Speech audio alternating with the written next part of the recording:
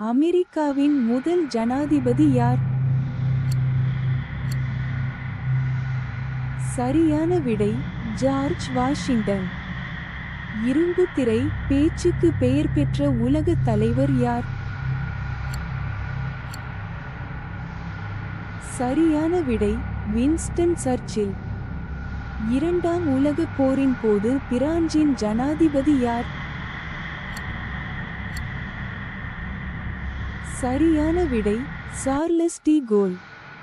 சீனாவின் கம்யூனிஸ்ட் புரட்சிக்கு தலைமை தாங்கிய தலைவர் யார்? சரியான விடை மாவோ சேதுங். பிரிட்டிஷ் ஆட்சியில் இருந்து சுதந்திரம் பெற்ற பிறகு இந்தியாவின் முதல் பிரதமர் யார்?